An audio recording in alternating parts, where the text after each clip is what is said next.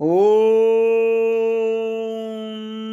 अखण्डमण्डलाकारं व्याप्तं येन चराचरं तत्पदं दर्शतं येन तस्मै श्रीगुरुवे नमः। संपूर्ण ब्रह्मांड के स्वामी, जड़ चेतन में समान रूप से व्याप्त परब्रह्म परमेश्वर के चरण कमलों का जो दर्शन कराने वाले हैं, ऐसे श्री गुरुदेव को मैं प्रणाम करता हूँ। प्रबुद्ध भक्त जनों, संतों की अमूल्य वाणी से जुड़े हमारे YouTube चैनल राम समाधि आश्रम संत थानेदार में आपका स्वागत करते हुए हमें अपार हर्ष है कि आप इस चैनल से जुड़कर ईश्वरीय मार्ग पर अग्रसर होने के लिए संतों की वाणी को बड़ी श्रद्धा व विश्वास के साथ देखते व सुनते हैं। परम संत समर्थ सद्गुरु महात्मा विशंबर प्रसाद जी के द्वारा प्रस्तुत व श्री राम रघुवर आश्रम द्वारा प्रकाशित आध्यात्मिक शैली से प्रश्नोत्तर की पिछली 2 कड़ियों में आपने सुना कि गुरु किस तरह प्रेम करते हैं और गुरु से प्रेम करने से क्या होगा।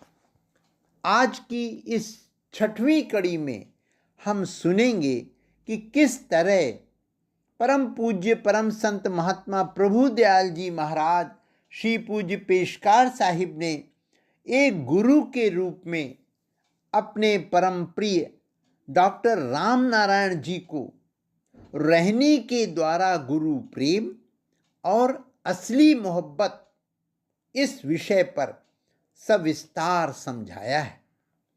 प्रश्न किया है कि अपनी रहनी किस प्रकार हो जिससे गुरु प्रेम जल्दी प्राप्त हो, इसे कैसे सीखना है।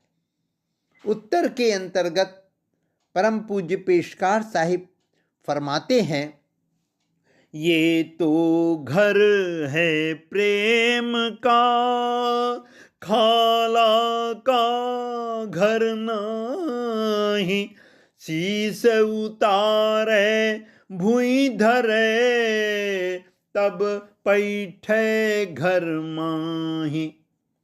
मौसी के घर में लड़के को जो आज़ादी होती है ना, वो माँ बाप ससुराल में कहीं भी नहीं होती।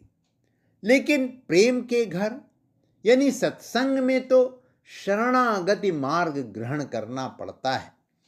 गुरु के चरणों में सिर नवाना और गुरु के चरणों की धूल को सिर पर लगाना, यही मुरीद का अदब है।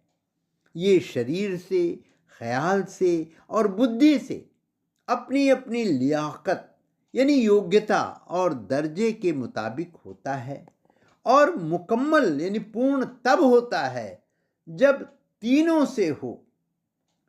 सच ही कहा है, अहिंसा परमो धर्मः।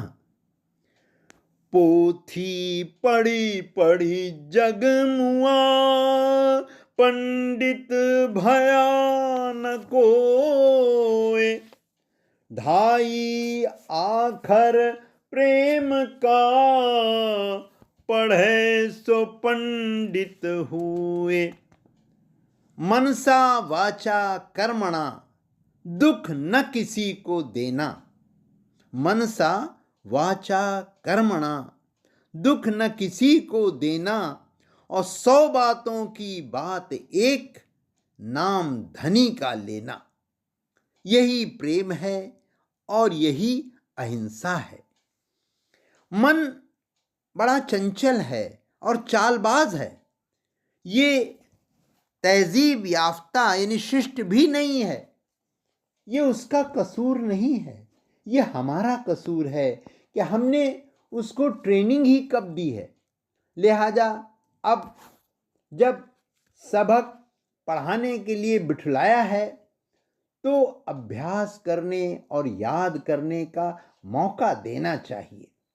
लोग हथेली पर सरसों जमाना चाहते हैं। अगर सबक पढ़ने को तैयार है और याद करने भी लगा है तो गुरु महाराज की बड़ी कृपा है। यदि कहीं भूलता है तो उसको याद दिला देना और हिम्मत बंधाते रहना तथा अभ्यास करते कराते चलना भी एक तरह की सेवा है। जब पक्का याद हो जाएगा तब भूल नहीं होगी। अभी तो उसको अपनी पुरानी आदत को छोड़ना उसके लिए मुश्किल हो रहा है, इसलिए वो बुद्धि की सहायता से चकमा देकर अपना दांव कायम रखना चाहता है। लिहाजा मिडिल वे ये है कि फौरन उसको इस काम से रोक दिया जावे और आइंदा के लिए उसको दिलासा दे देना चाहिए। अर्थात वो अभी कहना चाहता है तो उससे कहें, हाँ कहेंगे तो ज़रूर, लेकिन ज़रा सोच समझ लूँ ताकि तुम्हारी बात कायम रहे। बस फिर शायद ही कहने और सुनने का मौका मिले। हिम्मत मर्दा मदद खुदा। अर्थात जो इंसान कोशिश करना नहीं छोड़ता उसकी मदद भगवान भी करता है। अतः हम सभी को गुरु की बताई विधि के द्वारा चंचल मन को शांत करने के लिए हिम्मत करके प्रयास करते रहना चाहिए। परम पूज्य डॉक्टर राम नारायण साहिब ने अगला प्रश्न किया कि असली मोहब्बत के क्या मायने हैं, वो किससे होती है। उत्तर में पुनः परम पूज्य पेशकार साहिब ने फरमाया कि इसे एक वाक्य से समझिए। एक बुजुर्ग से उनकी लड़की ने दरियाफ्त किया कि आप किससे मोहब्बत करते हैं। उन्होंने उत्तर दिया कि ईश्वर से। फिर दरियाफ्त किया कि मेरी माँ से भी मोहब्बत करते हैं। फरमाया हाँ। फिर दरियाफ्त किया कि मुझसे। कहा हाँ। फिर दरियाफ्त किया मेरे भाई बहनों से। फरमाया हाँ। तो लड़की ने कहा कि आपका दिल है या सराय। इस पर आपने फरमाया असली मोहब्बत तो ईश्वर से है, उसके वास्ता से तुम लोगों से मोहब्बत करता हूं। रामायण में लिखा है जननी जनक बंधु सुत दारा तनु धनु भवन सुहृद परिवार सब कई ममता ताग बटोरी मम पद मन ही बांध बरी डोरी। प्रभु श्री राम विभीषण को समझाते हुए कहते हैं कि माता पिता भाई पुत्र पति पत्नी शरीर धन मकान मित्र व कुटुंबी जन इन सब के ममता के धागे बटकर उस डोरी को मेरे चरणों में लगा दो। अर्थात इन सब के प्रति कर्तव्य पालन करते हुए अपने मन को मेरे चरणों में प्रतिपल लगाए रखो। जनाब पेशकार साहब जी फरमाते हैं कि दरअसल में मोहब्बत जनाब किबला चच्चा जी से है। अब जो जिस कदर उनसे मोहब्बत करता है और उनसे दृढ़ संबंध रखता है वो हमारे दिल के आकर्षण का केंद्र बन जाता है। यदि कभी किसी भाई को गुरु से नफरत हो जाए या गुरु से नाखुश हो जाए तो फिर हम उस हालत में क्या वैसी ही मोहब्बत कायम रख सकेंगे। इसके उत्तर में फरमाया कि हमदर्दी हो सकती है लेकिन उन्स यानी प्रेम खत्म हो जाएगा। जनाब किबला चचा जी साहब अपने पीर और मुर्शिद के पूर्ण भक्त रहे हैं और एक आदर्श कायम किया है जिसकी वजह से और लोगों को सबक मिला। आज कोई भी इस पाया यानी दर्जा के मुरीद नजर नहीं आते हैं। गुरु में फना होने का मतलब यही है कि कौलन फैलन अमलन एतकादन पैरवी पीराने उज्जाम होनी चाहिए। फिदाई मुरीद कैसे होते हैं, ये सब जनाब की खिदमत मुबारक से जाहिर हुजूर यानी सबके सामने प्रकट है। आज आदर्श गुरु तो मौजूद हैं, लेकिन आदर्श व आज्ञाकारी शिष्यों का अभाव है। इसी वजह से समाज का रंग ही बदल गया है।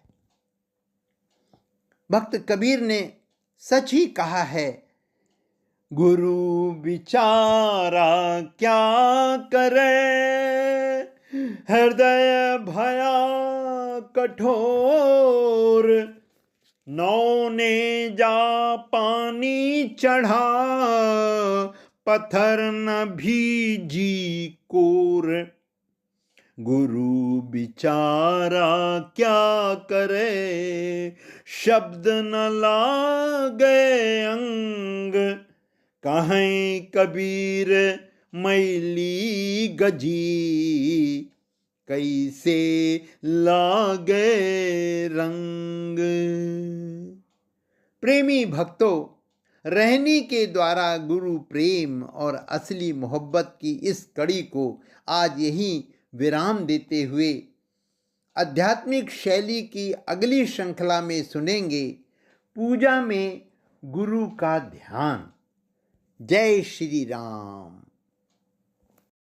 बंधुवर, अगर आपको ये वीडियो और प्रयास अच्छा लगा हो तो हमारे YouTube चैनल राम समाधि आश्रम संत थानेदार को सब्सक्राइब करते हुए लाइक करने की कृपा करें, अधिक से अधिक शेयर करें और एक विनम्र निवेदन है कि आध्यात्मिक लाभ हेतु वीडियो को पूरा सुना करें। कमेंट करके हमें ये अवश्य बताएं कि ये वीडियो आपको कैसा लगा। धन्यवाद।